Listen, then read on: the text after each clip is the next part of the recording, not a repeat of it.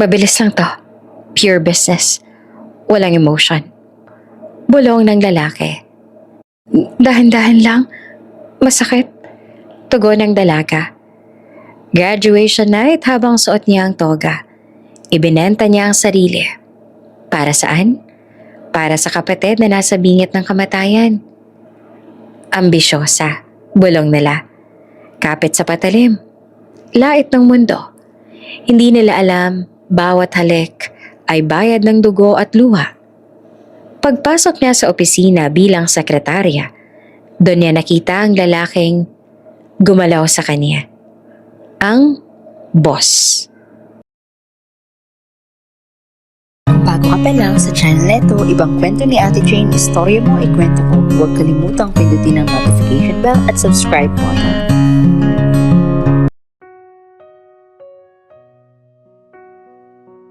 Maingay ang gymnasium sa gabi ng graduation. Palakpakan, sigawan, tunog ng kamera. Isa-isang tinawag ang mga pangalan. Sa gitna ng lahat nakaupo si Leah Reyes. Tuwid ang likod, suot ang toga. May medalya na kumikislap sa dibdib. Cum laude. Isang salitang matagal niyang pinangarap marinig. Pero ngayong nandito na, parang walang dating. Ngumiti siya nang tawagin ang pangalan niya. Tumayo at naglakad sa entablado. Tinanggap ang diploma. May pumalakpak ng mas malakas.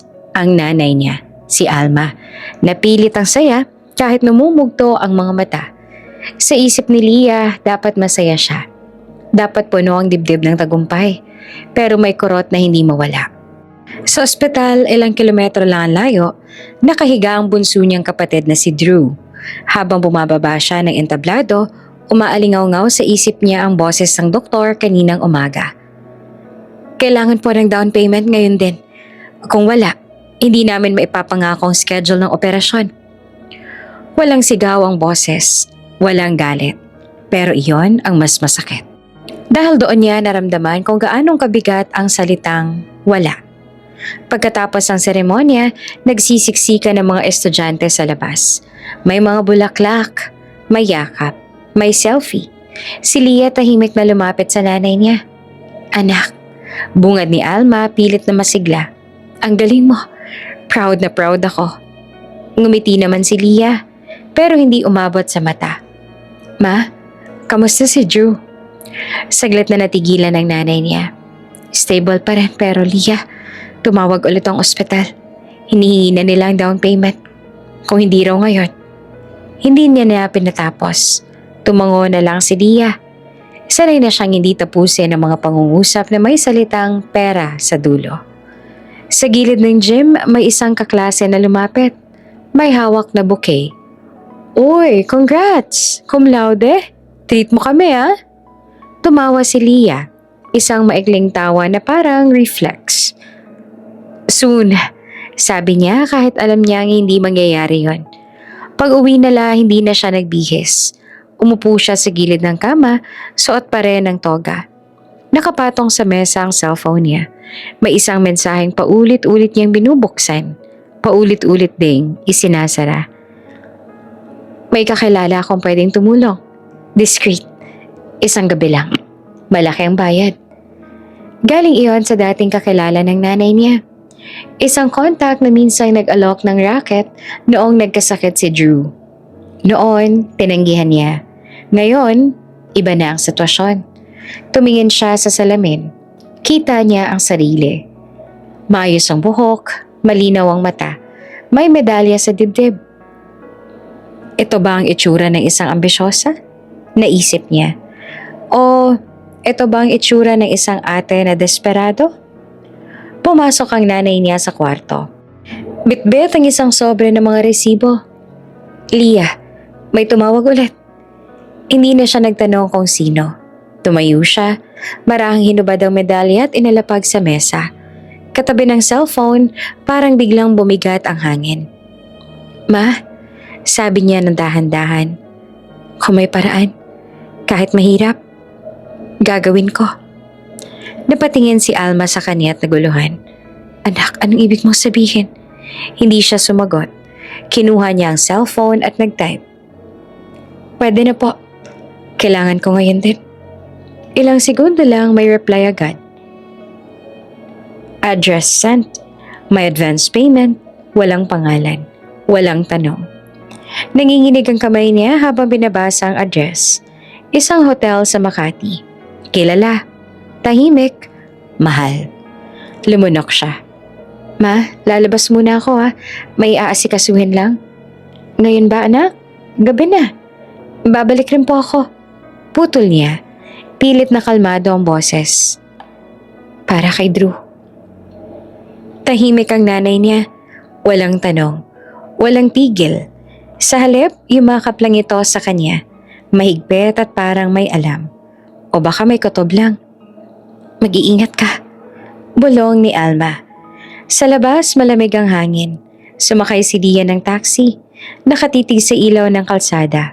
Sa bulsa niya, nag-vibrate. Isang notification mula sa bangko. Advance payment received. Napapikit siya. Totoo na, wala nang atrasan. Pagdating sa hotel, bumungad sa kanya ang mabangong lobby. Ang mga ilaw na parang walang pakialam sa bigat ng mundo. Lumapit siya sa front desk. Good evening, I have a reservation. Sabi niya na halos pabulong.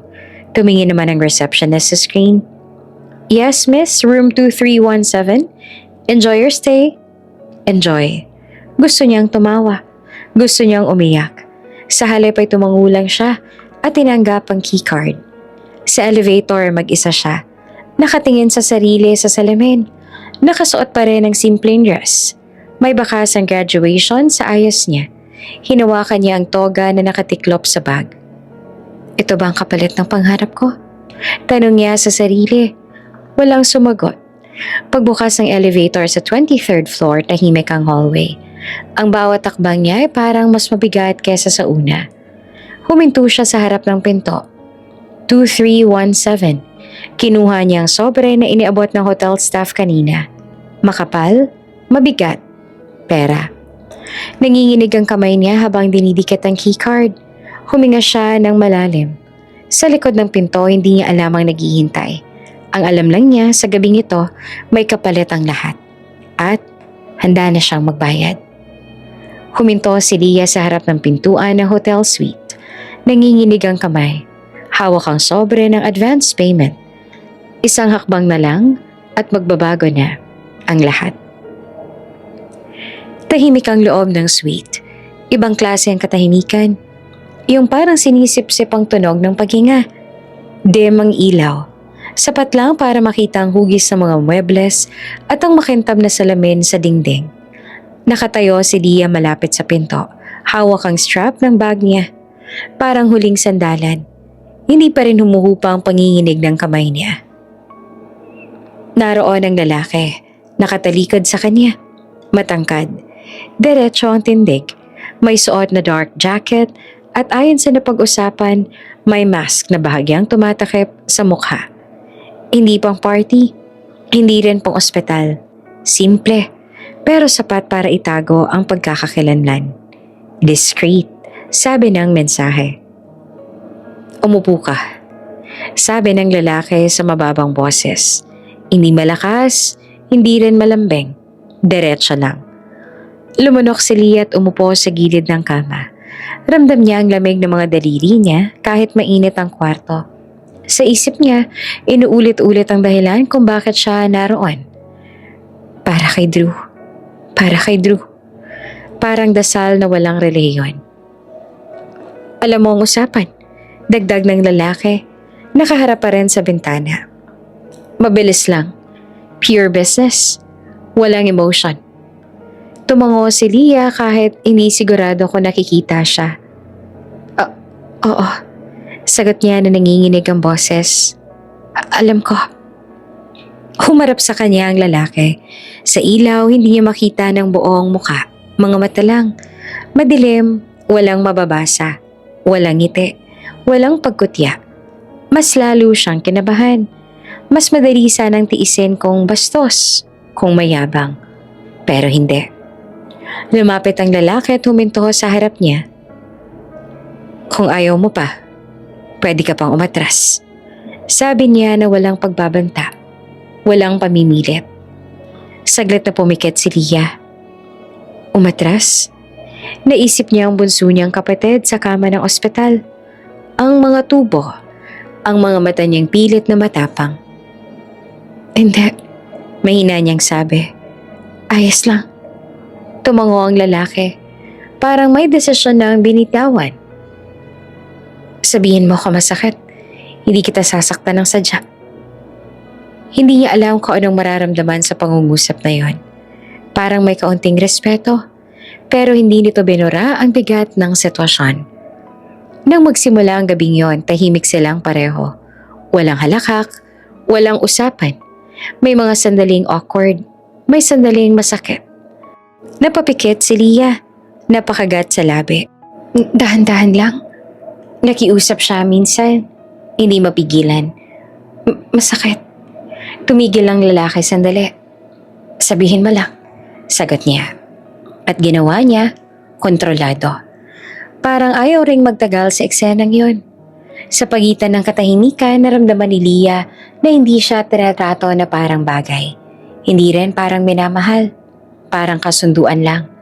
Isang obligasyon na kailangang tapusin. May distansya kahit magkalapit. May lamig pero may hangganan. Pagkatapos tumayo ang lalaki at nagpunta sa mesa, kinuha ang isang envelope at inalapag doon, kasabay ng isang maliit na card. Nandiyan ang kabuuan, sabi niya. At ito? Lumapit si Lia at nanginginig ang tuhod. Tiningnan niya ang card. Walang pangalan. Isang logo lang ng kumpanya. Malinis ang disenyo. Profesional. Hindi niya ito pinansin ng husto. Masyado pang maingay ang loob ng dibdib niya. Salamat, sabi niya. Hindi niya alam kung kanino. Sa lalaki ba? O sa pagkakataon? Tumango ang lalaki. Hindi na tayo magkikita ulit. Sabi niya na parang kasiguruhan. Mas mabuti yun. Hindi niya na siya sumagot. Sa loob-loob niya, umaasa siyang tama iyon. Nagbihis siya ng tahimik. Kinuha ang envelope at ang card at lumabas ng suite. Sa hallway, mas malamig ang hangin. Mas malinaw ang isip niya. Pero mas mabigat ang pakiramdam.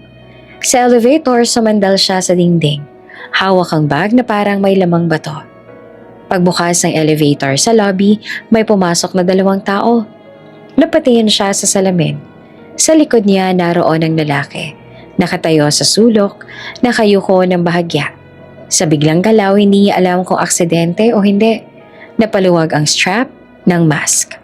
Isang iglap lang, isang segundo, kita niya ang bahagi ng mukha. Ang panga, ang labi. Isang matang matalim na parang pamilyar. Napasinghap si Lia. Nagtagpo ang mga mata nila sa salamin. Mabilis siyang ibinaling ang tingin. Parang ayaw magtiwala sa nakita. Hindi, sabi niya sa sarili. Hindi ko nakita yan. Hindi ko dapat tandaan. Bumukas ang elevator at nauna na siyang lumabas. Mabilis ang hakbang. Hindi lumingon. Sa labas, huminga siya ng malalim. Parang unang beses sa buong gabi. Sa taxi pa uwi, hawak niya ang envelope at ang resibo ng operasyon na ipinadala ng ospital matapos ang bayad. Duguan ang pride niya. Iyon ang malinaw. Pero buhay ang pag-asa. At sa gabing iyon lang ang pinanghahawakan niya. Sa elevator, sandaling nagtanggal ng mask ang lalaki. Isang iglap ng mukha. Pamilyar. Pero tinanggihan ni Lia ang alaala. Ayaw niyang aminin ang kanyang nakita. Naoperahan ng kapatid pero siya ang nawasak. Maaga pa lang ng umaga, nasa ospital na si Lia. Halos hindi siya natulog, pero hindi iyon mahalaga. Ang mahalaga, nasa operating room na si Drew. Nakaupo siya sa mahabang upuan sa hallway. Magkapatong ang kamay. Nakapikit pero gising ang isip. Bawat segundo ay parang humahaba. Kasama niya ang nanay niya. Tahimik lang, hawak ang rosaryo. Walang nag-uusap. Wala rin kailangang sabihin. Pareho nilang alam na nailabas na ang lahat ng pwedeng ipagbenta. Oras, lakas, dignidad para sa sandaling ito. Lumabas ang doktor makalipas ang ilang oras. Pagtingin pa lang ni Leah sa mukha nito, tumayo na siya agad. Successful po ang operasyon, sabi ng doktor. Stable na siya. Kailangan lang ng pahinga at bantay. Parang may biglang bumitaw sa dibdib ni Leah. Napahawak siya sa nanay niya. Salamat po. Paulit-ulit niyang sabi. Kahit hindi niya alam kung kanino eksakto nagpapasalamat. Sa doktor ba, sa pagkakataon, o sa sarili niyang nagawa. Nang makita niya si Drew sa recovery room, namuo ang luha sa mata niya. Maputla pero humihinga ng maayos. Bahagyang iminulat ng kapatid niya ang mata. Ate, mahina nitong sabi pero may ngiti. Salamat. Ngumiti naman si Leah.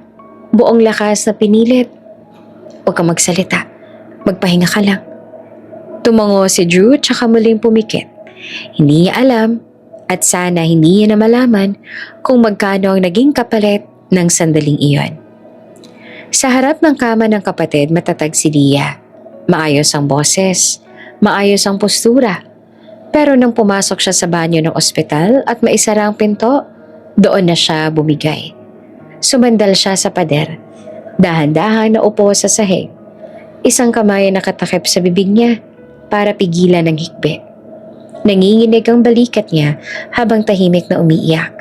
Walang tunog, walang sigaw. Parang pagod na ang luha. Eto na ba yun? Tanong niya sa sarili. Tapos na ba? Pero hindi niya maramdaman ang tagumpay. Ang nararamdaman lang niya ay parang may nawala sa kanya na hindi na mababalik. Pag-uwi nila ng gabing yon, tahimik ang bahay. Natulog na ang nanay ni agad. Pagod sa emosyon at puyat. Si Leah pumasok sa kwarto. Binuksan ang bag na dala niya mula pa noong graduation night. Kinuha niya ang toga ribbon, malinis pa. May bahid pa ng saya na hindi niya naramdaman. Pinagmasdan niya ito sandali. Ito ba ang simbolo ng pangarap ko?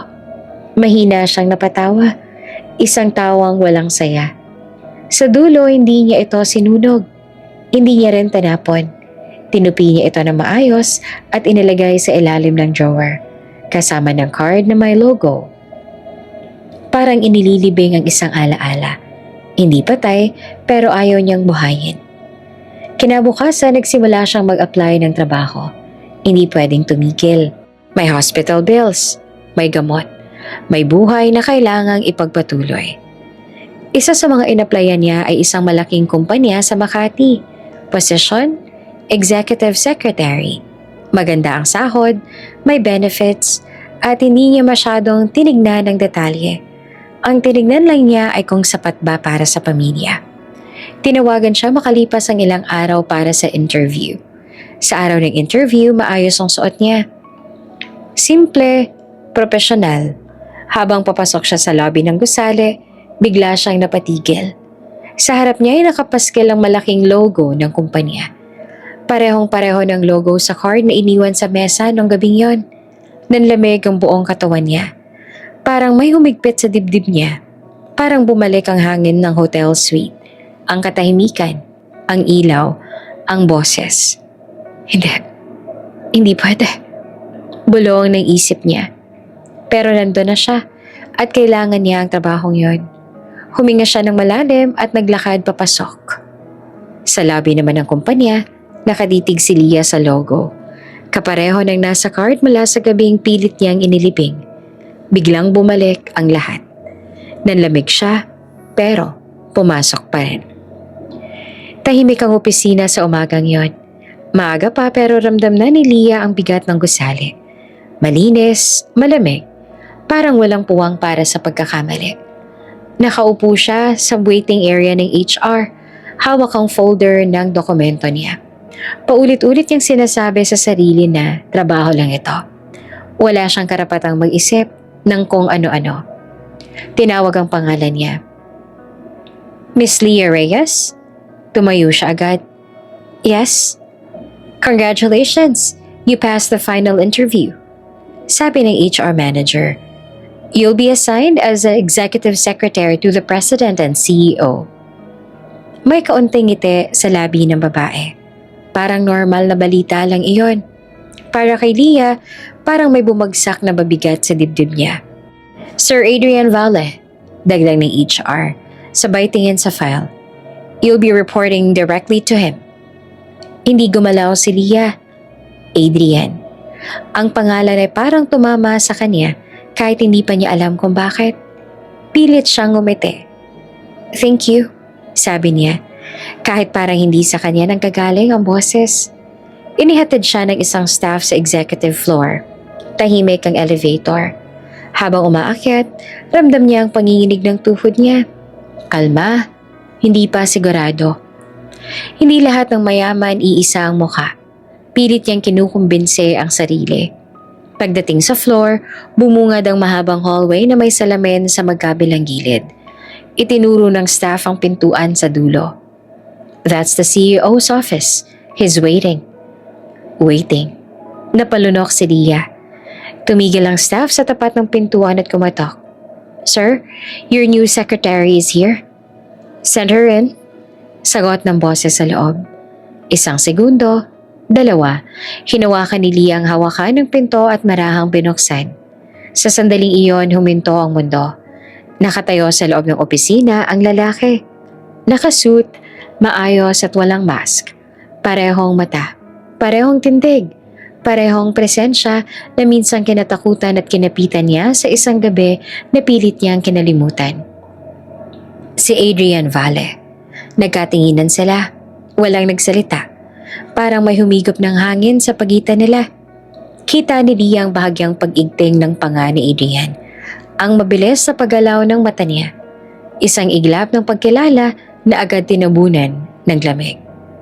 Si Leah ang unang gumalaw. Pumasok siya at isinara ang pinto sa likod niya. Parang normal na empleyado lang. Good morning, sir. Sabi niya na pilit steady ang boses. Tumango si Adrian, dahan-dahan. Good morning. Walang emosyon. Walang bakas ang pagkabigla sa tono. Pero ang kamay niya, mahigpit ang kapit sa mesa. Lumapit ang HR staff.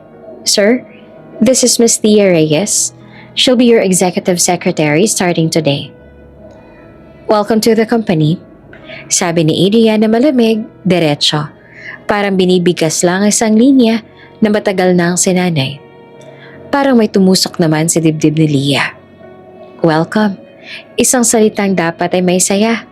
Pero sa kanya, parang paalala ng gabing iyon. Tumango siya.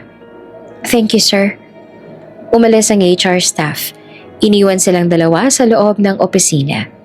Tahimik ulit. Mabigat. Umupo ka, sabi ni Adrian sabay turo sa mesa sa gilid. Bumalik siya sa upuan niya. Parang walang nangyari. Umupo si Leah, inayos ang folder. Ramdam niya ang panginginig ng kamay niya.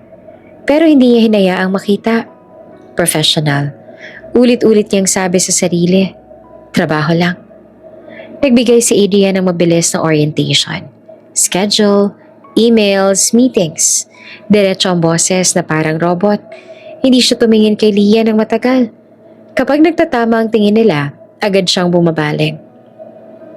Opo, sagot ni Leah sa bawat utos. Maikli, walang tanong, walang emosyon. Sa loob-loob niya gusto niyang tumayo at tumakbo palabas. Pero naaalala niya ang ospital, ang kapatid niya, ang mga bayarin. Di ka pwedeng umatras. Paalala niya sa sarili. Lumabas siya ng opisina para ayusin ang desk niya sa labas. Doon lang niya naramdaman na nanginginig pala ang buong katawan niya. Huminga siya ng malalim. Inayos ang buhok at pinilit ngumiti sa mga dumadaan. Makalipas ang ilang minuto, narinig niya ang boses mula sa loob ng opisina. Miss Reyes? Lumingon siya agad. Yes, sir? Close the door. Tumigil ang mundo ni Leah. Alam niya. Ramdam niya sa boses na iyon. Hindi to tungkol sa trabaho. Nakatayo si Leah sa harap ng pintuan ng opisina. Narinig niya ang utos ni Adrian. Close the door. At alam niyang sa sandaling iyon, babalik ang gabing pilit nilang parehong tinatago. Tahimik na ang buong floor ng gabing iyon. Isa-isa nang namatay ang ilaw sa mga cubicle at tunog ng mga hakbang ay napalitan ng mahinang ugong ng aircon. Nakaupo pa rin si Lia sa desk niya at nakatutog sa screen. Pilit tinatapos ang emails at reports na ipinasa sa kanya ni Adrian kanina. Overtime, hindi niya tinanggihan. Hindi niya kayang tumanggi. Sa loob ng opisina ni Adrian, bukas pa rin ang ilaw. Naramdaman ni Lia ang presensya niya kahit hindi siya lumilingon. Parang may hinihilang hangin papunta sa pinto ng opisina. Pilit niya ang binaliwala. Nag-type pa rin kahit nanginginig ang mga daliri niya sa keyboard. Lumabas si Adrian makalipas ang ilang minuto. Tahimik ang hakbang, parang sinasadya. Tumigil siya sa tabi ng desk ni Lia. "Late ka pa," sabi niya sa mababang boses. "Opo sir, tatapusin ko lang po itong..." "Huwag na," putol niya. "Pwede bukas." Tumayo si Lia agad. "Okay po." Sandaling katahimikan. Walang ibang tao. Walang ibang tunog. Parang ang lapit ng mundo. Pero sobrang sikip. "Huwag mong sasabihin kanino man." Biglang sabi ni Adrian. Diretso ang tingin. Walang paligoy-ligoy. Tumingin si Lia sa kanya. "Wala po akong balak," sagot niya agad. Hindi niya alam kung bakit kailangan pa niyang ipagtanggol ang sarili niya. Isang hakbang lang ang inilapit ni Adrian. Dalawa. Ramdam ni Lia ang init ng katawan niya. Ang tensyon na parang may sariling buhay. "Hindi to dapat mangyari," sabi ni Adrian. Parang sa sarili niya. "Ang alin po?" tanong ni Lia, kahit alam niya ang sagot. Biglang hinawakan ni Adrian ang braso niya. Hindi marahas, pero matatag. At bago pa siya makapagsalita, hinalikan siya. Hindi yon marahan, hindi rin yon maingat. Parang galit, parang gutom. Parang gusto niyang burahin ang lahat. Ang alaala ng hotel, ang linya ng boss at empleyado, ang katahimikan sa pagitan nila. Napaatras si Lia. Tinulak siya ng bahagya. "Sir," nakahinga lang siya ng isang salita.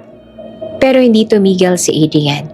Hinawakan niya ang bewang niya na mas mahigpit. Sa loob ng ilang segundo, naglaban ang isip at katawan ni Lia. Mali ito. Mali ito. Pero may parte sa kanya na pamilyar sa init. Sa bigat ng sandaling iyon, parte ng trauma. Parte ng attraction na ayaw niyang aminin. Huminto siya sa pagtulak at doon siya bumigay. Hindi yon tumagal. Walang lambing, walang pangako. Parang pareho nagmamadali. Parehong gustong matapos. Pagkatapos, sila ay nakatayo lang, magkalayo, parang walang nangyari. Si Adrian ang unang umatras, inayos ang suot. Bumalik ang malamig na mukha. "Umalis ka na," sabi niya. Parang utos sa trabaho lang. Tumango naman si Lia. Kinuha niya ang bag niya at hindi na tumingin. Lumabas siya ng opisina ng diretso at sumakay ng elevator. At doon lang niya naramdaman na nanginginig na pala ang buong katawan niya. Kinabukasan may meeting. Maaga si Lia. Maayos ang ayos, may scarf sa leeg niya. Kahit hindi naman malamig, sa loob ng meeting room pumasok si Adrian na parang walang nangyari. Diretso ang boses. Profesional. Si Lia ay ganun din. Sumunod sa bawat utos. Nag-notes, walang emosyon sa mukha. Pero sa ilalim ng scarf, may marka sa leeg niya. Isang bakas ng gabing pilit na lang pareho ang tinatanggi. Habang nagsasalita si Adrian sa meeting, napansin ng isang scarf ni Lia. "Mainit ah." Biro nito at napalunok si Lia. Alam niyang sa ilalim niyon, may sikreto na nagsisimula ng mahirap itago. Hindi na iyon minsan lang nangyari. Iyon ang unang bagay na malinaw kay Lia matapos ang gabing yon sa opisina. Akala niya isang pagkatulas lang, isang sandaling kahinaan na hindi na mauulit. Pero ilang araw lang lumipas at naramdaman na niya ang pattern. Ang katahimikan bago ang utos. Ang biglaang pagtawag ni Adrian kapag halos wala ng tao sa floor. "Miss Reyes?" Maririnig niya sa intercom. "Pumasok ka." Walang paliwanag, walang detalye. At tuwing papasok siya, laging pareho ang aura. Hindi boss na may meeting, kundi lalaking parang may hinahabol na sarili niyang multo. Sa una, sa loob lang ng opisina, mabilis. Tahimik, walang salita. Parang pareho nilang ayaw pangalanan ang ginagawa nila. Pagkatapos babalik sa kani-kanyang pwesto na parang walang nangyari. Hanggang sa isang hapon, halos lahat ay nasa seminar sa labas ng building. Tahimik ang floor, masyadong tahimik. Tumayo si Lia para magtimpla ng kape sa pantry nang biglang lumitaw si Adrian sa likod niya. "Sumama ka," sabi niya na halos pabulong. "Sir, saan po?" Tanong niya kahit alam niya na ang sagot. Hindi siya sinagot. Naglakad lang siya papunta sa CR ng executive floor. Walang ibang tao. Sarado ang mga cubicle. Malamig ang ilaw. "Sir, dito?" Tanong ni Lia na kinakabahan. Isinara ni Adrian ang pinto at nilock. "Sandali lang," sabi niya. 1 minuto raw. Palaging ganon ang sinasabi. Parang kung mas maikli, mas madaling itanggi. Mabilis ang lahat. Palihim, habol hininga. Si Lia nakatingin sa pinto. Bawat tunog ay parang alarma. Ang isip niya, paano kung may pumasok? Paano kung may makakita?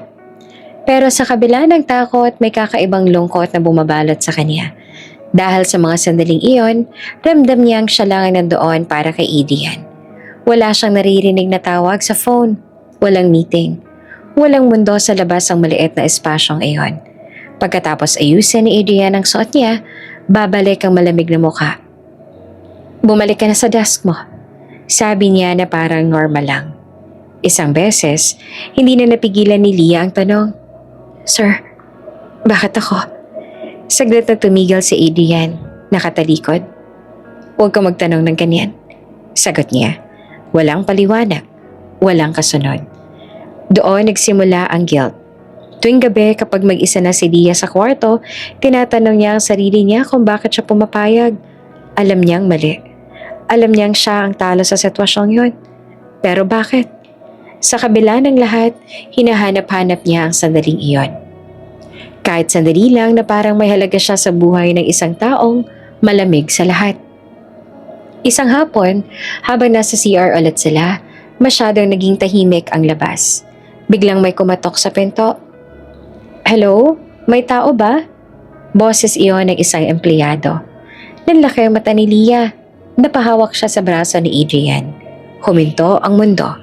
Ang bawat segundo ay parang oras. "Sandali lang," sagot ni Adrian. Pilit at steady ang boses. Tahimik silang pareho. Walang galaw, walang hinga. Ilang segundo pa, umalis ang empleyado. Narinig nila ang papalayong hakbang. Nang makalabas sila ng CR, nanginginig si Lia. Hindi sa lamig, kundi sa takot. At sa loob ng takot na yon, may katotohanang ayaw niyang aminin. Mas lalo siyang nahihila sa isang lihim na alam niyang wawasak sa kanya. Maaga silang dumating sa restaurant. Isang tahimik, mamahaling lugar sa Makati na madalas puntahan ng mga executive. Malambot ang ilaw, mahina ang tugtog at halos lahat ng tao ay nakasuit o dress na halatang pinag-iisipan. Business dinner iyon, investors meeting. Isa sa mga pagkakataong kailangang maayos ang lahat. Nasa gilid ng mesa si Lia, hawak ang folder ng mga dokumento. Maayos ang ayos niya. Simple, profesional, walang bakas ng nangyari sa loob ng opisina kanina.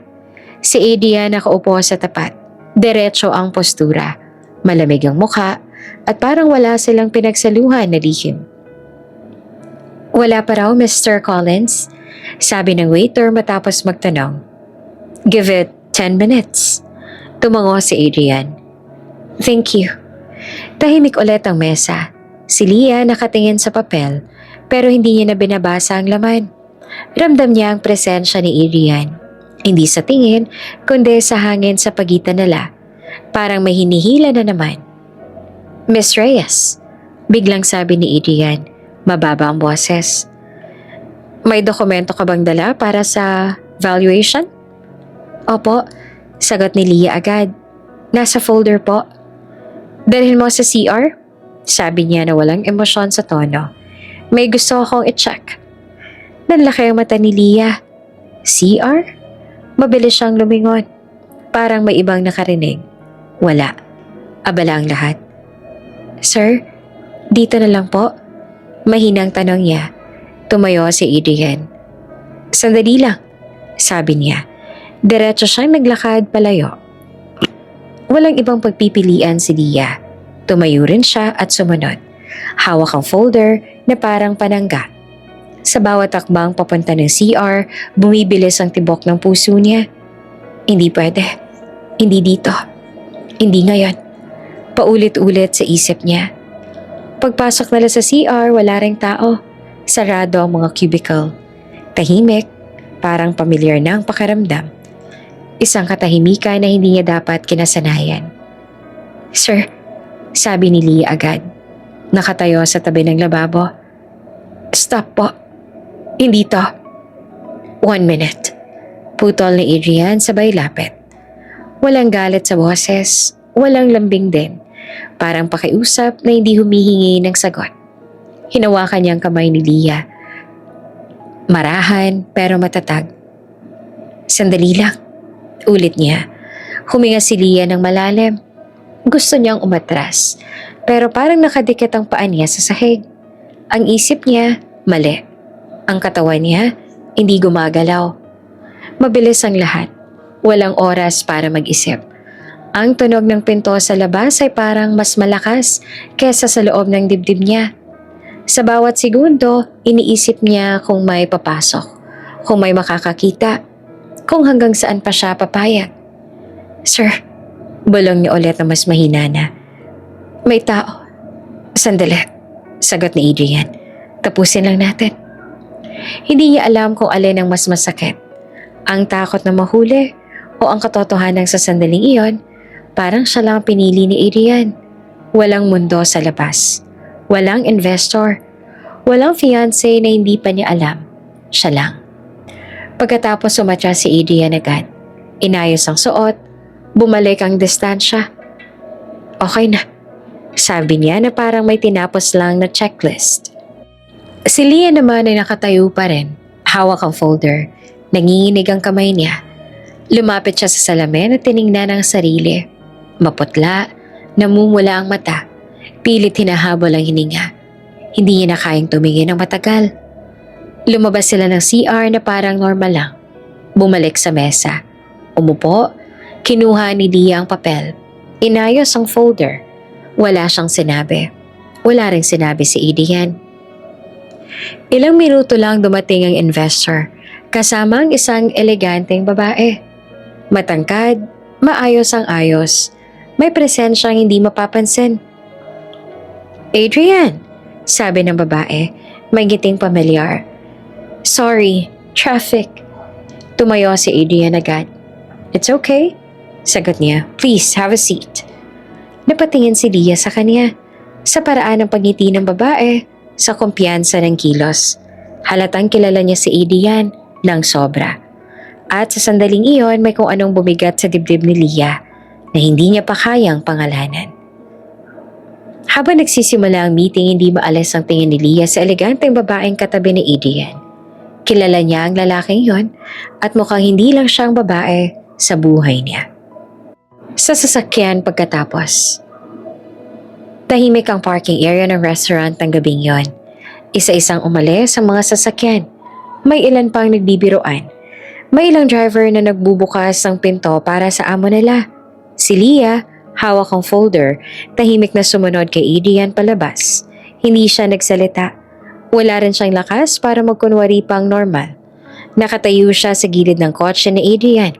Itim, tinted ang mga bintana. Wala ang driver. Sumakay ka, sabi ni Adrian at binuksan ang pinto sa likod. Saglit namang nag-alinlangan si Lia. Sir, pwede po akong mag-grab? Sumakay ka. Ulit niya na mas mababa ang boses. Hindi utos, hindi rin pakiusap. Parang desisyon na. Wala na siyang lakas makipagtalo. Umupo siya sa likod. Sa tabi ni Adrian, nang maisara ang pinto ay tila naputol ang mundo sa labas. Tahimik, makapal ang salamin. Parang lumiliit ang espasyo. Umandar ang kotse. Ilang minuto ang lumipas sa walang nagsasalita. Si Lia nakatingin sa bintana, pero wala siyang nakikita. Ang mga ilaw sa labas ay dumadaan lang. Parang alaala na hindi niya mahawakan. Biglang inabot ni Adrian ang kamay niya. Nanigas si Lia.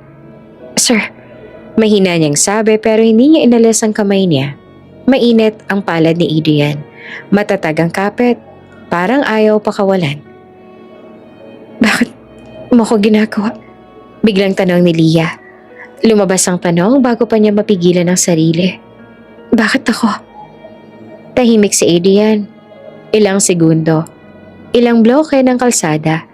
Parang pinag-iisipan niya kung sasagot ba siya. "Kasi ikaw lang ang..." Nagsimula siya pero hindi niya tinapos. Huminga siya ng malalim at binitiwan ang kamay ni Lia. Bumalik ang distansya. Nilingon siya ni Lia. "Ang alin?" Tanong niya. May halo ng pag-asa, takot ang boses niya. Hindi na sumagot si Adrian. "Hatid na kita," sabi na lang niya at parang binaba ang usapan. Sumandal si Lia sa upuan. Pakiramdam niya ay may kung anong sumisikip sa dibdib niya. Ayaw niyang umasa. Alam niyang mali. Alam niyang may hangganan ng lahat ng ito. Pero sa sandaling iyon, sa loob ng kotse, sa katahimikan, may parte sa kanya na gustong maniwala na may ibig sabihin siya. Pagdating sa tapat ng apartment niya ay bumukas ang pinto. "Good night," sabi ni Adrian. Malamig ulit ang tono. Parang wala nang bakas ang kanina.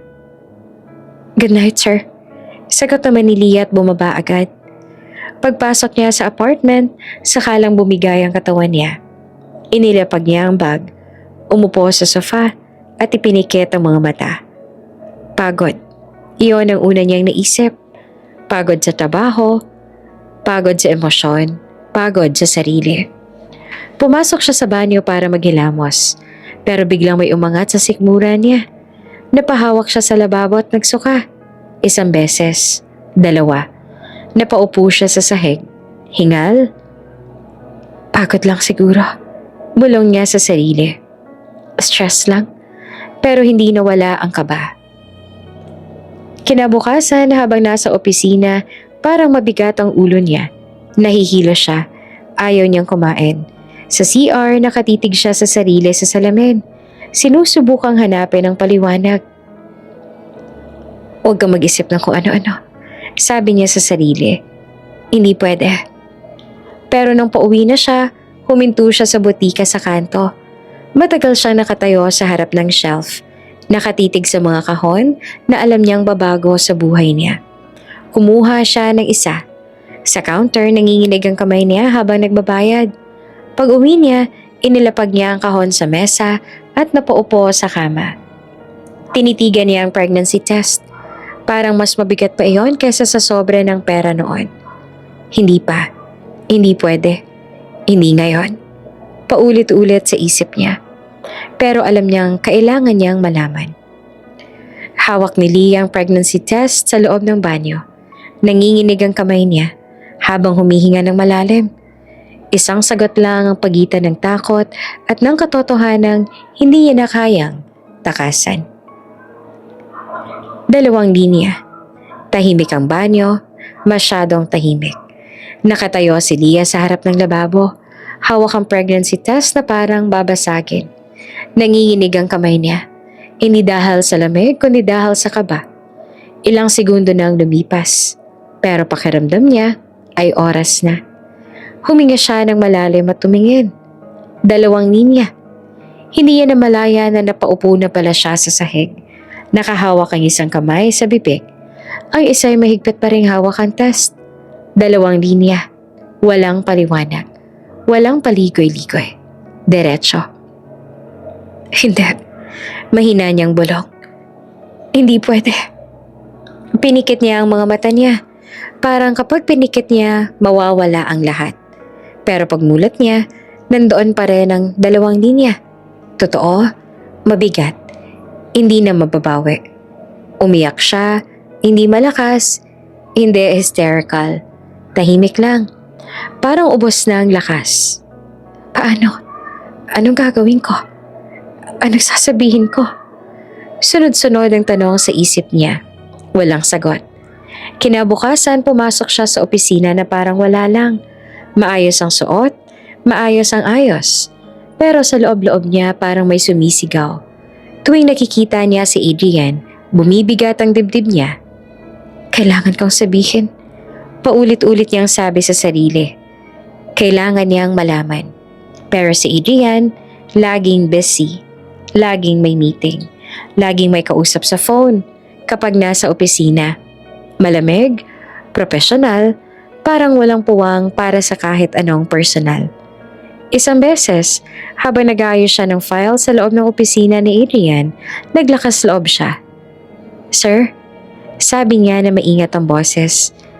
May sasabihin po sana ako. Hindi siya tiningnan ni Adrian. Mamaya na, sagot niya agad. May call ako. Tumango si Lia. Lumabas siya ng opisina na may bigat sa dibdib. Mamaya. Palaging mamaya. Lumipas ang mga araw at lalong nahihilo si Lia.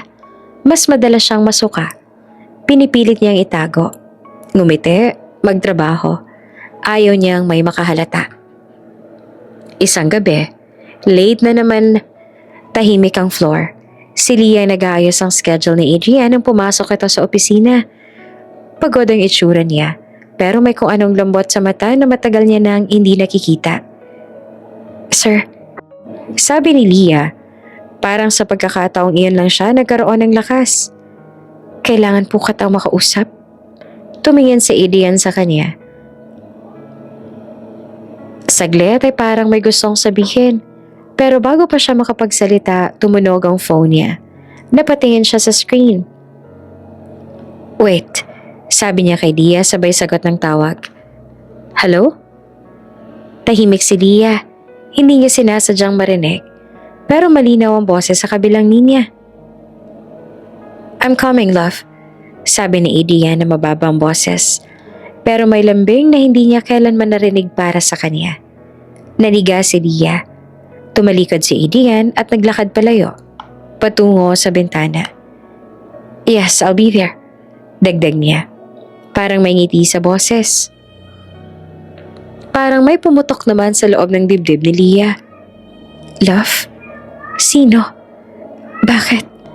At kailan pa? Ilang segundo lang ang tawag, pero sapat na para gumuho ang lahat ng pinanghahawakan niya. Nang ibaba ni Adrian ang phone, bumalik ang malamig na mukha. Ano nga palang sasabihin mo? Tanong niya. Hindi na siya makapagsalita. Ang mga salitang inipon niya, nabuntis ako, ay biglang nawala. Napalunok siya at umiling. Wala na po. Mahinang sabi niya. Next time na lang. Tumango naman si Adrian. Parang wala ring pakialam. You can go home, sabi niya. Kinuha ni Lia ang bag niya at lumabas ang opisina. Sa elevator, doon lang siya napahawak sa tiyan niya. Parang may pinoprotektahan. Anak, bulong niya sa isip. Pasensya na. Sa gabing yun, nakaupo siya sa kama. Nakatitig sa kisame. 2 linya. Isang tawag. Isang salitang hindi para sa kanya. At doon niya unang naisip ang tanong na kinatatakutan niya. May lugar ba kami sa buhay niya? I'm coming, love. Paulit-ulit ang salitang yon sa isip ni Lia. Sino ang babaeng tinatawag ni Adrian? At bakit ngayon niya lang naramdaman kung gaano siyang kaliit sa mundo ng lalaking ama nang dinadala niya? Maagang pumasok si Lia kinabukasan.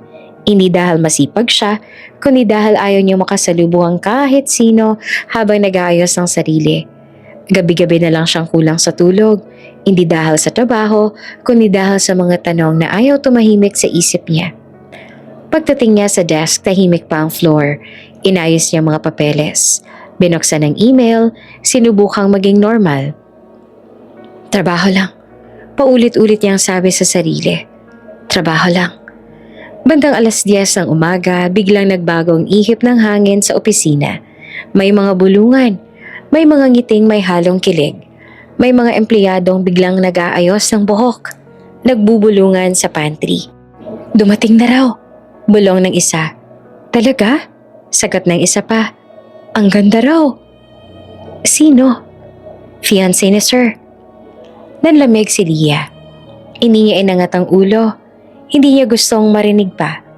Pero kusang pumapasok sa tenga niya ang mga salitang ayaw niyang tanggapin. Ikakasal na pala si Sir. Kaya palang tahimik niya, no? Bagay na bagay raw sila. May tumawag sa intercom. Miss Reyes, pumasok ka muna. Huminga ng malalim si Lia at tumayo. Pagbukas niya ng pinto ng opisina ni Adrian, nandoon na ang babae, si Serena. Elegant ang suot. Simple pero halatang mamahalin. Maayos ang buhok.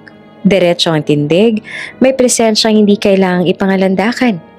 Isang tingin pa lang alam mong sanay siyang pumasok sa mga kwartong siya ang inaasahan. Ah, this must be Leah, sabi ni Serena na may ngiting magaan. Hi! Good morning po, sagot ni Leah. Pilit na steady ang boses. Welcome po. Tumango si Serena. Salamat. Ikaw palang assistant ni Adrian. Opo, sagot ni Leah.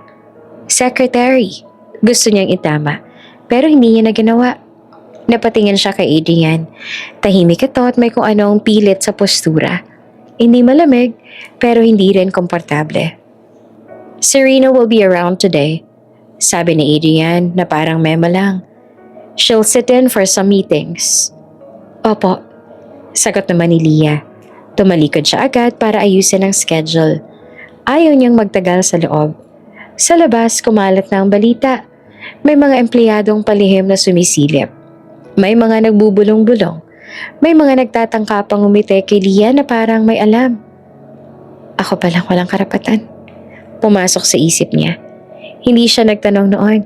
Hindi niya inalam. At ngayon, malinaw ang linya. Siya, ang lihim, si Serena, ang legal. Buong araw nasa paligid si Serena. Mabait sa lahat. Marunong makisama. May mga tanong tungkol sa kumpanya na halatang matagal niya nang naririnig. Sanay. At sa bawat sagot ni Adrian kay Serena, may lambing na hindi kayang itago. Hindi malakas, hindi lantad, pero malinaw. Isang tingin, isang ngiti sa gilid ng labi. Mga bagay na hindi niya kailanman natanggap. Sa isang meeting, napansin ni Leah ang paraan ng pag-upo ni Serena sa tabi ni Adrian. Natural, parang matagal na nilang ginagawa iyon. Parang may puwang na hindi niya kailanman mapapasukan. Pagkatapos ng meeting, naglakad si Leah papunta sa pantry para uminom ng tubig. Nanginginig ang kamay niya nang isali ng tubig sa baso. Leah, tawag ng boses sa likod niya. Lumingon siya. Si Serena iyon. Yes po, sagot ni Leah. Relax ka lang, sabi ni Serena na nakangiti. Ang dami mo sigurong ginagawa. Opo, sagot ni Leah. Part po ng work. Tumango si Serena. Saglit na katahimikan. Tinitigan siya ng babae. Hindi halata, pero ramdam ni Leah ang pagsusukat. Matagal ka na ba kay Adrian? Tanong ni Serena, casual ang tono. Hindi po, sagot ni Leah agad. Ilang buwan pa lang po. Sabi ni Serena. Mukhang tiwala siya sa'yo. Napangiti si Leah, pilit. At trabaho lang po. Ngumiti naman si Serena pabalik.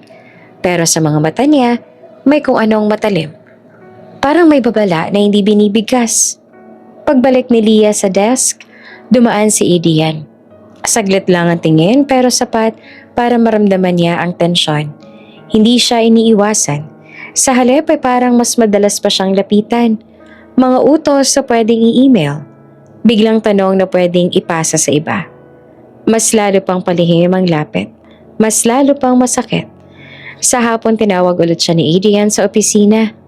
Pagpasok niya ay naroon si Serena, nakaupo sa sofa.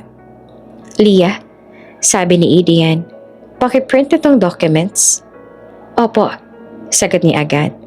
Bago siya tuluyang makalabas, nagsalita si Serena, nakangiti. Ikaw ba ang secretary? Opo, sagot ni Leah na humarap. Ang lapit mo kay Adrian, sabi ni Serena na may ngiti pa rin, pero may bigat ang bawat salita. Nanlaki ang mata ni Leah, hindi siya agad nakasagot. Tumango si Serena, parang may sariling konklusyon. Good, Dagdag niya, mas gusto ko yung mga taong alam ang lugar nila. Nanatili ang ngiti, pero malinaw ang banta. Habang nakatayo si Leah sa pinto, ramdam niya ang titig ni Serena sa likod niya. Ikaw ba ang secretary? Ang lapit mo kay Adrian. Ngiti sa labi, pero babala sa bawat salita. Simula nang dumating si Serena, unti-unti nang nagbago ang takbo ng mga araw ni Leah sa opisina. Hindi biglaan, hindi lantad, pero ramdam. Parang may invisible na pader na dahan-dahang itinayo sa paligid niya. Mas dumalas ang utos sa lampas sa normal. Mga dokumentong pwedeng ipasa sa ibang assistant sa kanya napupunta. Mga meeting na dati isang tao lang nag-aasikaso, ngayon ay doble ng hinihingi. 2 kopya, 2 revision, 2 oras na overtime. Pakidagdag to, sabi ni Serena minsan. Iniabot ang folder na halos kasing kapal ng braso ni Leah. Urgent? Opo, sagot ni Leah kahit halos hating gabi na. Sa harap ng iba mabait si Serena. May ngiti, may please at thank you. Pero sa tono, sa tingin, sa timing, doon nakatago ang mensahe. Staff ka lang. Isang umaga, may meeting na halos lahat ng executive ay nandoon. Si Leah ang nag-set ng projector, nag-ayos ng handouts. Habang inaabot niya ang isang kopya kay Adrian, narinig niya ang mahinang tawa sa gilid. Secretary lang pala. Bulong ng isang staff na katabi niya. Akala hindi maririnig. Nanlaki ang mata ni Leah, pero hindi siya tumingin. Inayos niyang papel at tumalikod. Trabaho lang, sabi niya sa sarili. Huwag mong damdamin. Pero mahirap hindi damdamin kapag pakiramdam mo ay pinapaliit ka. Dahan-dahan, araw-araw. Sa harap ni Serena, tahimik si Adrian. Walang pagtatanggol, walang paliwanag. Parang mas pinili niyang huwag gumawa ng eksena o huwag pumili. Ngunit sa likod ng pinto ng opisina, kapag halos wala ng tao, hinahabol niya si Leah. Sandali lang, sabi ni Adrian isang gabi. Hinawakan ang braso niya sa hallway. Huwag ka munang umuwi. Sir, overtime na po ako. Sagot ni Leah na pilit naman ng ngiti. May kailangan pa po akong tapusin. Please, sabi ni Adrian na mas mababa ang boses. Isang salitang bihira niyang gamitin. Pumasok sila sa opisina. Isinara ni Adrian ang pinto. Tahimik, mabigat. Bakit ka lumalayo? Tanong ni Adrian ng diretso. Huminga naman ng malalim si Leah. Dahil kailangan? Sagot niya. Dahil malinaw na. Hindi ganon. Kung mahal mo ako. Putol ni Leah na nanginginig ang boses. Bakit parang secret lang ako? Natigilan si Adrian. Tahimik, ilang segundo lang lumipas na parang walang hangin. Hinintay ni Leah ang sagot. Kahit anong sagot. Wala. Hindi siya sumigaw. Hindi siya umiyak. Tumango lang siya. Parang may napagtanto. Okay po, sabi niya. Alam ko na. Tumalikod siya at lumabas. Hindi na hinabol. Kinabukasan, mas mabigat ang pakiramdam ni Leah. Mas madalas siyang nauuhaw. Mas madalas nahihilo. Sa gitna ng meeting, nakaramdam siya ng biglang kirot sa tiyan. Napahawak siya sa mesa. Pilit nang humingiti para hindi mahalata.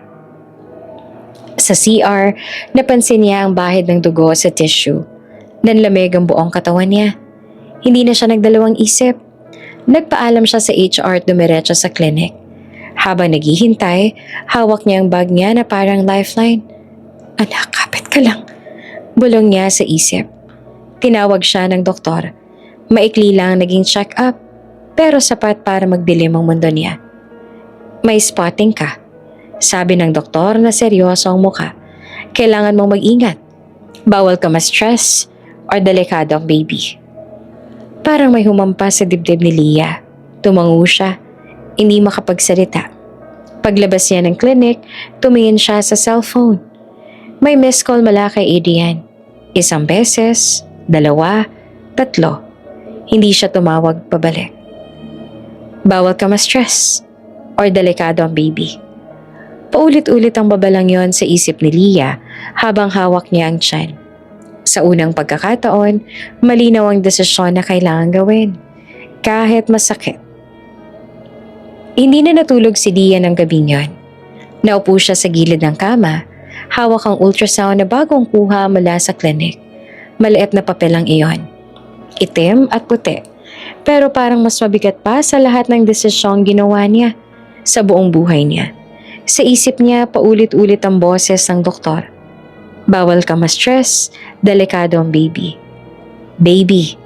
Sa unang pagkakataon, hindi na lang takot ang naramdaman niya. May proteksyon, may paninindigan. Kinuha niya ang laptop at binuksan ng isang blankong dokumento.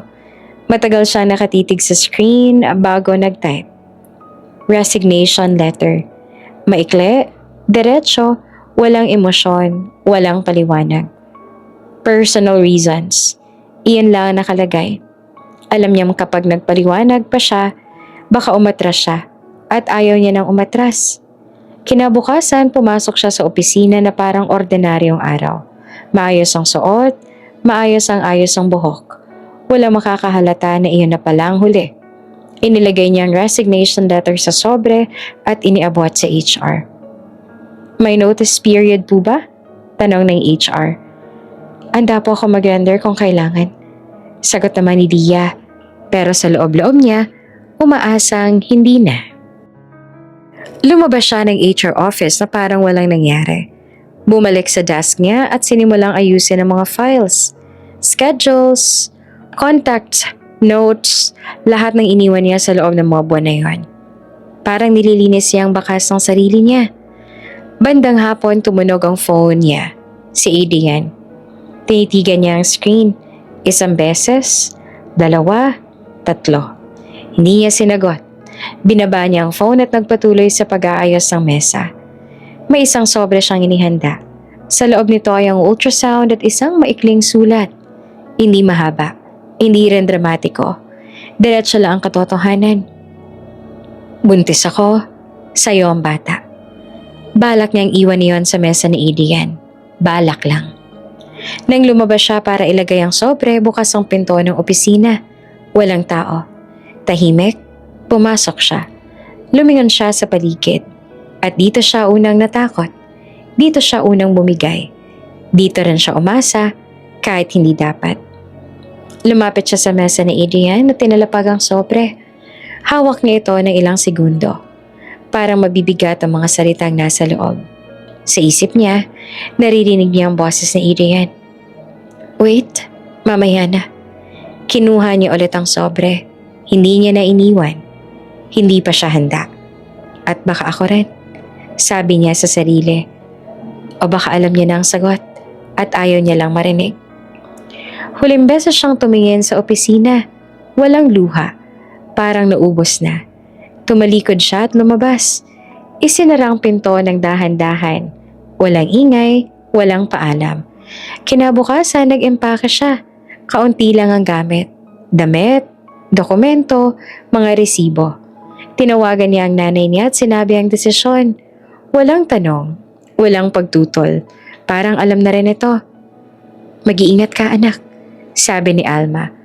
Kung saan ka man pumunta, mahal ka namin. Umuwi siya sa probinsya, sa isang lugar na tahimik. Malayo sa Makati, malayo sa gusaling may salamin at mga lihim. Doon siya magtatago. Doon siya magsisimula ulit. Sa opisina, hinanap naman siya ni Adrian. Nasaan si Leah? Tanong niya sa desk. Sir, nag-resign na po. Sagot ng staff. Kahapon, nanigas si Adrian. Resign? Opo, personal reasons daw po. Tinawagan niya si Leah, ngunit walang sagot. Nag-text, ngunit walang reply. Pumunta siya sa apartment, sarado. Wala nang mga gamit. Huli na. Sa bus terminal, hawak ni Leah ang ticket. Nakaupo sa bangko, tahimik ang paligid. Umupo siya ng maayos at inilagay ang kamay sa tiyan niya, marahang hinimas. Anak, bulong niya. May halo ng takot at tapang. Tayo na lang muna ha? Umandar ang bus at sa paglayo ng mga ilaw ng lungsod, alam niyang wala nang babalikan. Pero may binubuo siyang mundo na hindi niya ipagpapalit kanino man. 7 taon na ang lumipas na parang isang mahabang buntong hininga. Hindi madali ang naging buhay ni Leah. Matapos siyang umalis sa Maynila sa probinsya, nagsimula siya ulit. Walang titulo, walang koneksyon, walang karangyaan. Pero may isang bagay siyang pinanghahawakan, katahimikan. Doon niya inalagaan ang sarili niya. Doon niya pinalaki ang anak niya. Maaga pa lang ng umaga, gising na siya. Binuksan niya ang maliit na pwesto sa harap ng bahay. Isang simpleng negosyo na unti-unting lumago. Hindi malaki ang kita, pero sapat. May mga suki, may mga ngiting pamilyar, may mga araw na pagod, pero may saysay. Mama, tawag ng batang lalaki mula sa loob. Late ka na. Ngumiti naman si Leah. Sandali lang, Kian. Tatapusin ko lang to. Si Kian ay 7 taong gulang. Malinaw ang mata. Matalas ang isip. Mahilig magtanong. Mahilig magbasa. At mahilig umawak sa kamay ni Leah kapag naglalakad sila sa palengke. Minsan, tinititigan siya ng mga tao at sinasabing kamukha ng nanay. Minsan, hindi. Habang nag-aalmusal sila, tahimik lamang si Leah. Nagbubuhos siya ng gatas. Naghiwa ng tinapay. Normal na umaga. Hanggang sa biglang nagtanong si Kian. Mama, sabi ng bata na nakasubo pa. San si Daddy? Hindi iyon ang unang beses na tinanong ito. Pero bawat beses, parang unang beses pa rin na tumama sa dibdib ni Leah ang tanong. Saglit siyang natigilan. Tiningnan niya ang anak. Inosente, walang alam sa mga lihim na minsan nagpabago sa buhay niya. Wala. Sagot niya na maikli. Diretso, walang detalye. Wala? Ulit ni Kian na naguguluhan. Paano yun? Hinaplos ni Leah ang ulo ng anak niya. Ganon talaga. Minsan. Hindi na nagtanong pa si Kian. Tumango lang at bumalik sa pagkain. Si Leah naman ay napatingin sa mesa. Pinigilan ang luha. Pasensya na. Bulong niya sa sarili. Hindi pa. Sa hapon, dumalaw si Drew. Mas matangkad na ngayon, mas malusog. May trabaho na rin sa bayan. Sa bawat tingin niya kay Leah at kay Kian, may halo ng saya at guilt sa mata niya. Ate, sabi ni Drew habang nagkakape sila. Kung hindi dahil sa'yo, umiling si Leah. Tama na. Putol niya. Ayos ka na. Iyon ang mahalaga. Tumango si Drew, pero alam niyang may utang siyang hindi mababayaran. Kailanman. Sa gabi matapos patulugan si Kian, naupo si Leah sa harap ng maliit na TV. Pinataysin din niya ito. Parang walang mapili. Hanggang sa biglang lumabas ang isang balita sa screen. CEO Adrian Valle pumasok sa listahan ng mga pinakamayaman sa bansa. Nanlaki ang mga mata ni Leah. Lumabas ang larawan. Mas matanda ng kaunti pero pareho pa rin ang mga mata. Mas malamig, mas matatag. Sa ibaba ng headline may dagdag na linya. Rumored engagement. Parang humigpit ang dibdib ni Leah. Hindi siya huminga agad. 7 taon na ang lumipas. Pero sa isang iglap, bumalik ang lahat. Ang hotel, ang opisina, ang mga salitang hindi nasabi. Pinatay niya ang TV. Sa katahimikan ng gabi, narinig niya ang mahimbing na paghinga ni Kian mula sa kwarto. Tumayo siya at sinilip ang anak. Nakayakap sa unan. Payapa. Hindi mo kailangan ng mundo niya. Bulong ni Leah. Sapat na ako. Pero sa loob ng dibdib niya may sugat na hindi tuluyang nagsara. At alam niyang sa sandaling iyon, ang katahimikan na pinili niya ay muling sinusubok. Maingay ang mall. May tugtog ng Pasko kahit hindi pa Disyembre. May mga batang tumatakbo. May mga magulang na nagmamadali. At may mga ilaw na pilit ginagawang masaya ang araw ng lahat. Hawak ni Leah ang kamay ni Kian habang naglalakad sila sa gitna ng mga tindahan. Mommy, ice cream? Tanong ni Kian na nakatingin sa kiosk. After natin bumili ng notebooks, sagot ni Leah. Promise. Ngumiti. Tumango ang bata at mas sumigpit ang hawak sa kamay ng nanay niya. Simple lang ang lakad nila. Grocery, school supplies, konting window shopping. Isang ordinaryong araw. Isang araw na akala ni Leah ay ligtas. Hanggang sa may dumaan sa harap nila. Isang lalaking naka-dark blazer. May kasamang 2 tao na halatang assistant or security. Diretso ang lakad. Sanay sa espasyong maraming mata ang nakatingin. Sa isang iglap, parang may humila sa paningin ni Leah. Huminto siya. Huminto rin ang lalaki. Nagtagpo ang mga mata nila. Sa gitna ng mall, sa gitna ng ingay at tiwanag, parang biglang nawala ang tunog sa paligid. Nakita ni Leah ang unti-unting pamumutla ng mukha ng lalaki. Ang bahagyang pag-angat ng balikat na parang hindi makahinga. Si Adrian. 7 taon. 7 taong sinubukan niyang ilibing ang mukha na iyon sa likod ng trabaho. Anak. At katahimikan. At ngayon, naroon siya. Totoo. Malapit, hindi na sa screen lang. Naniga si Leah. Ang unang instinct niya ay humawak ng mas mahigpit sa kamay ni Kian. Pero sa gulat, nakawala ang bata. Mommy! Sigaw ni Kian sabay takbo palayo.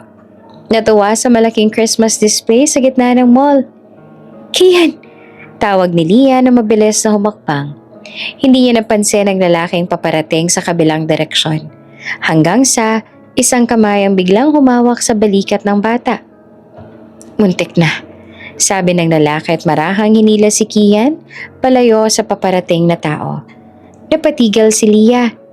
Si Adrian ang humawak sa kaanak niya. Napayuko si Adrian at parang tiyaking ayos ang bata. At sa sandaling iyon, nakita niya ang mukha ni Kian ng malapitan.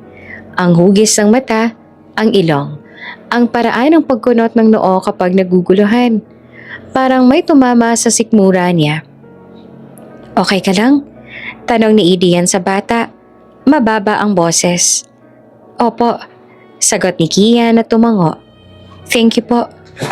Tumingin si Adrian sa bata. Mas matagal kesa dapat. Parang may hinahanap. Parang may kinikinalang ayaw niyang paniwalaan. Lumapit si Leah at hinila si Kian palapit sa kanya.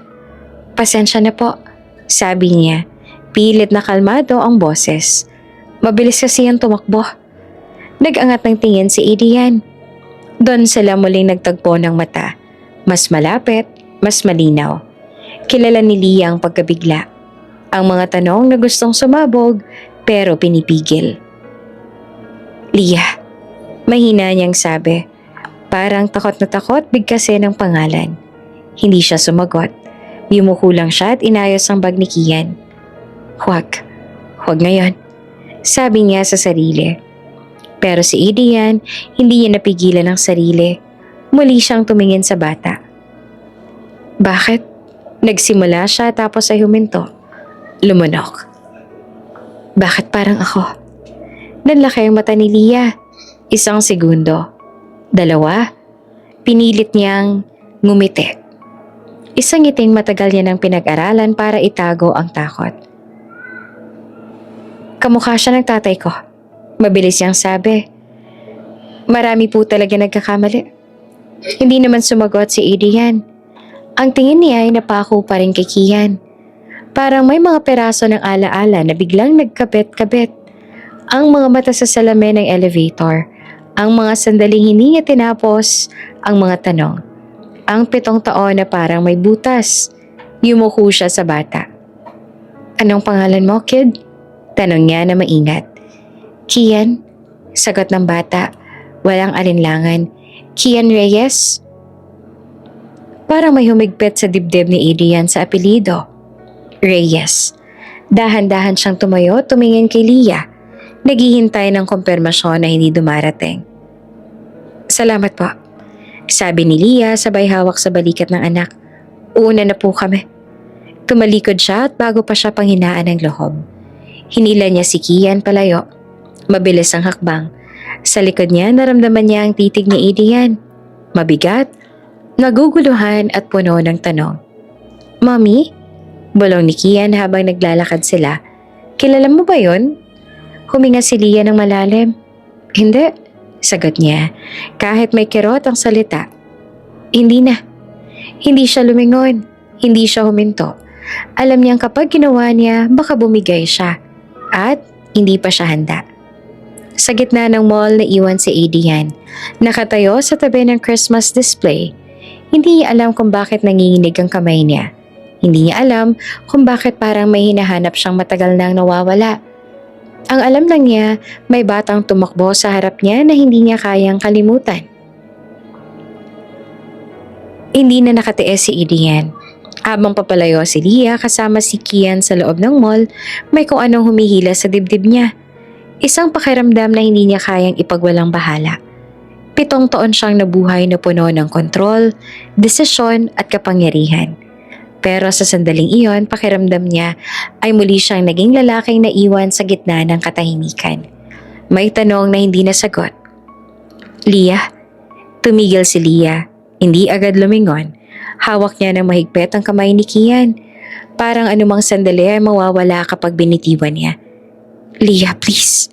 Ulit ni Adrian. Mas mababa ang boses. Hindi CEO, hindi boss. Isang lalaking may takot. Dahan-dahan siyang lumingon. Pag-usapan natin. Sabi ni Adrian na walang utos, walang yabang. Kahit ngayon lang. Tumawa si Leah. Isang maikling tawa na may halo ng sakit. Pag-usapan? Tanong niya. 7 taon kang wala, Adrian. Naniga si Adrian. Hinahanap kita. Sagot niya agad. Nawala ka. Bigla ka na lang. Umalis ako. Putol ni Leah. Nanginginig ang boses pero matatag. Dahil wala akong lugar sa buhay mo. Tahimik si Kian sa pagitan nila. Tumingala siya sa nanay niya, tsaka sa lalaking nasa harap nila. Mommy? Tanong niya na inosente. Kilala mo ba siya? Napapikit si Leah. Parang iyon na ang pinakamasakit na tanong sa buong araw. Bumaba si Adrian sa harap ng bata. Hindi niya alam kung bakit niya ginawa. Siguro dahil ayaw niya nang tumingin pababa mula sa mundo niyang mataas. Lumuhod siya, pantay ang mata nila ni Kian. Hello, sabi niya na maingat. Pwede ba kitang makilala? Tiningnan siya ni Kian. Nag-isip sandali. Saka tumite ng bahagya. Ako po si Kian, sabi niya. 7 years old. Parang may humigpit sa dibdib ni Adrian sa bawat salita. 7. Parehong bilang ng taon na nawala si Leah. Parehong bilang ng mga taon. Hindi niya alam na may batang ganito sa mundo. Nice to meet you, Kian, sabi ni Adrian. Pilit ang boses. I'm Adrian. Tumayo agad si Leah. Tama na, sabi niya at nanginig. Huwag dito. Tumingin si Adrian sa kanya. Sa unang pagkakataon, hindi siya nagsalita agad. Hindi niya alam kung anong sasabihin na hindi lalong makakasakit. Hindi ko hinihingi ang lahat, sabi niya sa huli. Kahit isang pag-uusap lang, para maintindihan ko.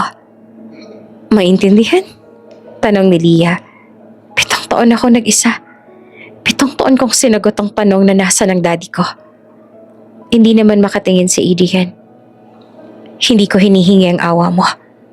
Tugtong pa ni Leah. At hindi rin kita hinihinga ng pangako. Tahimik silang pareho. Sa paligid, tuloy ang mundo. May dumadaang tao.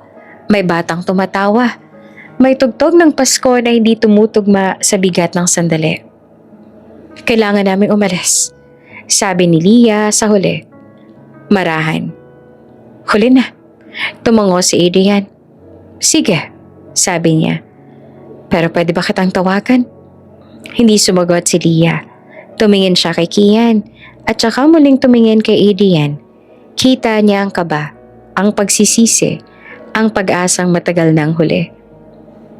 Hindi ko alam, sagot niya sa huli. Totoo, walang kasinungalingan. Hinawakan niya ulit ang kamay ng anak at naglakad palayo. Sa bawat hakbang, pakiramdam niya ay bumalik ang bigat. Pero may halo na rin kakaiba. Hindi pag-asa, hindi rin galit. Isang tanong lang na hindi na kayang itago. Sa likod nila, nananatiling nakatayo si Adrian. Hindi niya sila sinundan. Alam niyang hindi pa iyon ang oras. Pero sa unang pagkakataon, matapos ang 7 taon, malinaw sa kanya ang isang bagay. May anak siya at hindi niya nahahayaang mawala ulit. Sa sasakyan pa uwi, tahimik si Kian. Hawak niya ang laruan na binili nila kanina. "Mommy?" Tanong niya bago pumasok sa subdivision. Mabait yung kuya kanina. Napangiti si Lia, pilit. "Oo," sagot niya. "Mabait." "Pwede ba natin siyang makita ulit?" Tanong ni Kian. Parang wala lang. Hindi naman agad sumagot si Lia. Tumingin siya sa daan, tsaka hinaplos ang buhok ng anak. "Tingnan natin," sabi niya. Sa labas ng bintana, dumaan ang mga ilaw. Parang 7 taon ng katahimikan na unti-unting nabubuksan. Hindi pa tapos ang sugat. Hindi pa buo ang sagot. Pero may isang hakbang nang nagaganap. Pero minsan, sapat na muna iyon.